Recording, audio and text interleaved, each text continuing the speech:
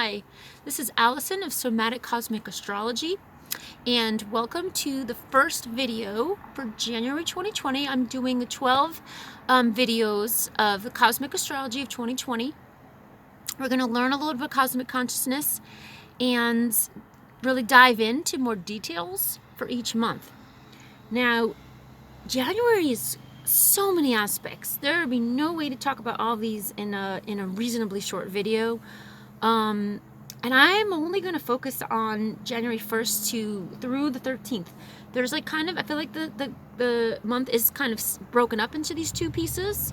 And then I'm going to discuss like the major events of the first 2 weeks. And then I think I'm going to write up the highlights of the last 2 weeks of January and put that in the comments because I don't want to overwhelm this in a video. And there's just so much to get to go over. So hello, if you're new to my channel, thank you for joining. And I do a mix of Western astrology and a new paradigm astrology called Cosmic Consciousness, and it's a downloaded system. And if you want to know more, you can reach out to me or Google it as well. So we're going to talk about new archetypes, and we're actually, it's interesting that we actually dive right into a new archetype on January 1st. Okay, so as you know, we're in this eclipse portal, okay, because the solar eclipse happened at the end of Christmas at 4 degrees of Capricorn. We have this whole lineup, the super mega crazy epochal stellium in Capricorn. So from January 1st and January 2nd, Jupiter, Mercury, and Maki, it's a cosmic consciousness planet of cosmic law. And it really represents the fact that there is such a thing as greater justice, law, balance, meaning everything. Because what's happened here on the planet is that humans have been out of touch and disconnected and created their own laws based on hierarchy. Of course, we call that the patriarchy.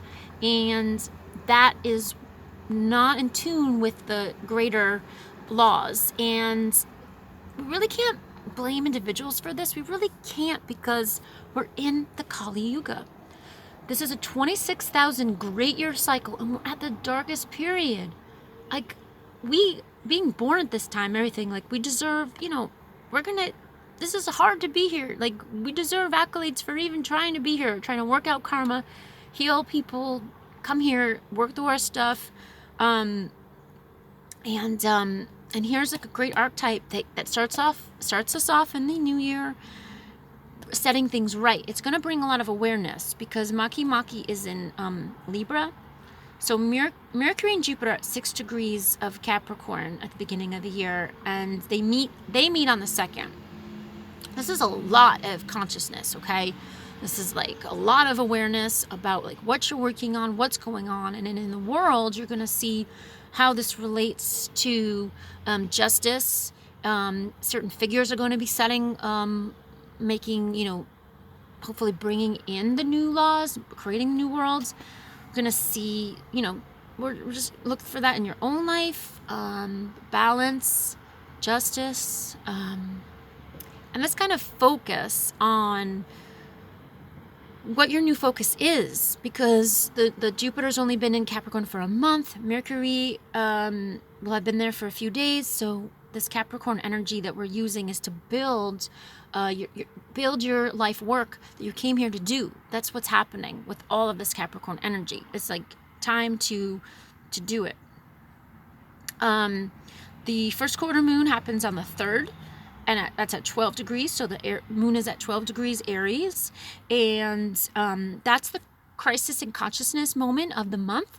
So that's the midpoint between the eclipses. So that's going to be a big deal. It's in Aries, so that can be it can be very dynamic, and like there's new energies coming in. So let's see.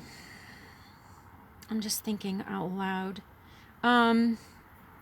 Mercury on that same day will be on the south node. So after Mercury and Jupiter meet, then they both go through the south node portal, which is really going to, bring up their archetypes really strong. They're going to have like this big consciousness moment. It's going to make like you're gonna get straighter and straighter on your path. Just keep, it's like focus pocus, like keep getting more and more narrow focus, like what you're supposed to be doing. Mars into Sagittarius that day, which will bring a lot more spiritual, like bring lightness to everything. That's really great that we'll have Mars there for 6 weeks. And then on the 5th, Maki will go retrograde, which is interesting to pay attention that it's actually starting to go retrograde when it has all these aspects to Mercury and Jupiter. So there's a really big twist. There's a big twist happening right now with justice. And then Mars is going to manifest with Chiron. That's a trining energy. They're both in fire signs. And again, because it's an eclipse, everything's on fleek. So like that fire energy is going to be strong. So you can use this new spiritual energy to really bust through that chironic wounds, which bring up worthiness and stuff. So you would be showing up more. So really help you show up in your life, not really caring what people think. Super cool.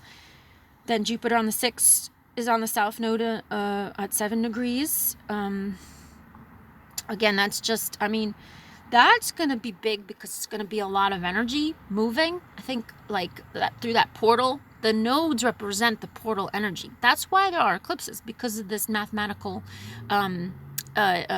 equation that creates the nodes, right? It's got to do with where the orbit of the moon intersects with the ecliptic, and that's how it works. That's what creates eclipses, when the sun and the moon are within 14 degrees of the nodes. So there you go. The sun will sextile or resource with Neptune on the 7th. The next big thing I really believe is this 9th and 10th. This is the lunar eclipse on the 10th, okay? It's at 20 degrees Capricorn. So the moon is at 20 degrees Cancer. And the big thing is that Juno is the major, the closest aspecting of this lunar eclipse, right? Which is this final eclipse of this, which is very close to the Saturn-Pluto at 22 degrees. So Juno is going to be at 19 degrees, okay? Squaring both Sun and Mercury the day before on the 9th. Juno represents, in 5D consciousness, it represents unity consciousness. So you really will be able to see how everything is related, everything's connected. In 3D, we talk about Juno as the beloved, as the partner, as the dutiful wife.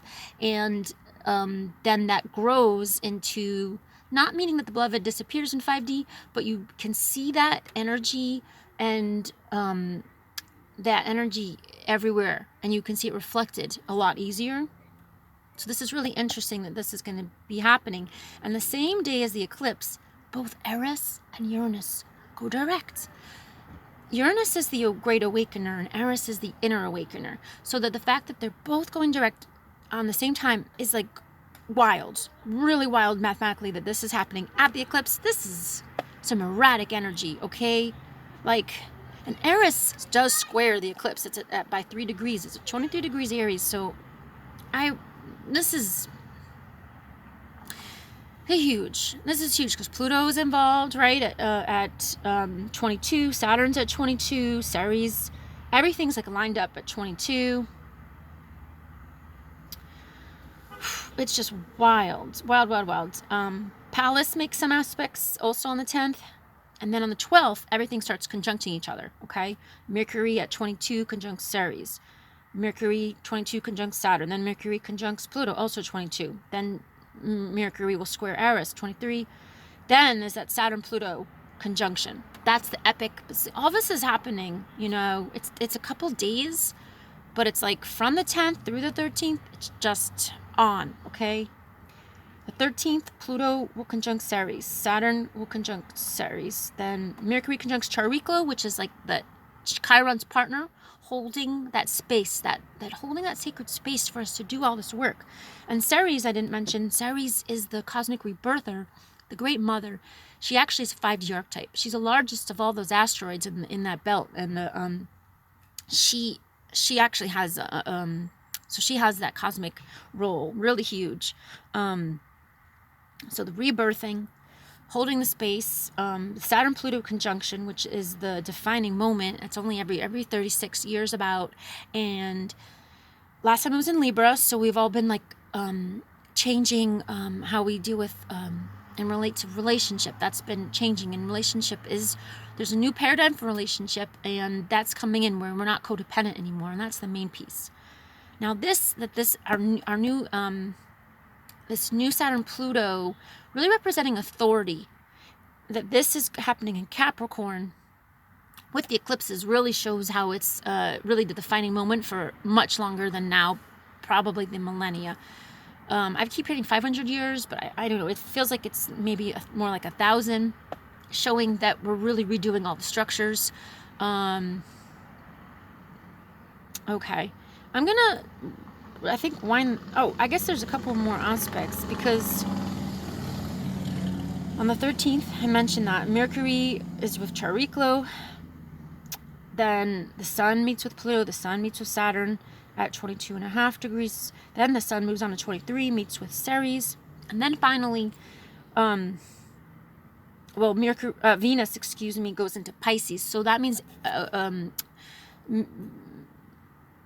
Venus has been in Aquarius, illustrious Aquarius, for those previous couple of days, which is the whole portal between the old world and the new world, that Pisces to Aquarius time. And then and at 29 degrees Aquarius, that will certainly bring in this new energy. So we definitely are going to be seeing some big changeover happening here. We're going to see it, and I don't want to surmise what I think that is, but there's going to be a change, a major passing of the baton. That's what it feels like. It's passing of the baton, then Sun squares Aries. So that's the big tip-offs, okay? Juno, Eris and Uranus, all these conjunctions, Mercury through the 12th, just going through everything, making everything come online, and then the Pluto-Saturn conjunction, and then Pluto and Saturn meet with Ceres, rebirthing everything. So there's definitely a big change. So great. I'm gonna put down more information that happens at the end of the month, when we move into Aquarius, which Aquarius starts on, I think it's the 20th actually. And it's interesting enough because when the Sun moves into Aquarius, it'll square Uranus, its home planet, in Taurus, so that's fascinating. A lot of change, and change and building. I would say that's the themes going on. 2020, here we go. If you're watching this before the new year, Happy New Year. If you're in the new year, Happy New Decade. Thank you for watching. Check out below the information if you want to have a reading with me. Thanks for hanging out. I'm doing this from Carlsbad, California, and see you on the next video. Bye-bye.